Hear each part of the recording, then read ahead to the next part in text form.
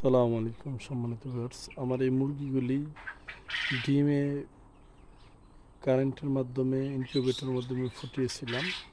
তারপর থেকে ওরা খাঁচার মধ্যেই ছিল, কখনো বের হয় না। একটা মুরগি বের হয়েছিল, তারপর তাকে আবার খাঁচার মধ্যে দেওয়া হয়েছে। এই কারণে দেখেন দরজা খোলার পরে তারা খাঁচার থেকে বের হইতেছে না।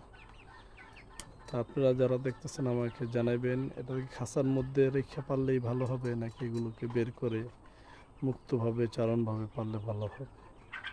আমি এটা চিন্তা করতেছি, ওদেরকে আজকে থেকে আমি মুক্তভাবে চারণ ভূমিতে বিচরণের মাধ্যমে বেড়ে ওঠার ব্যবস্থা করে দেব। মানে কি আর ওদেরকে খাঁচায় রাখবো না, সদ্য করে এত কিছু বলার, খাঁচার ভিতরে রাখবো না। আর এগুলো টাইগার মুরগি বাচ্চা থেকে, ইনশাল্লাহ এগুলোকেও ছেড়ে দেব ইনশাল্লাহ।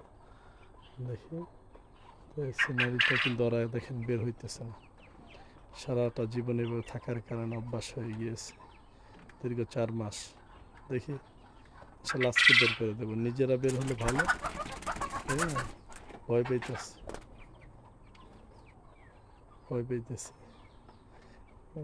এই মুরগির সবচেয়ে ভালো বৈশিষ্ট্যটা, তাদেরকে যে প্রশিক্ষণ দেওয়া হয় তার ওই প্রশিক্ষণের মধ্যেই বড় হয়, ওই প্রশিক্ষণের মধ্যেই তারা বেড়ে ওঠে ইনশাল্লাহ।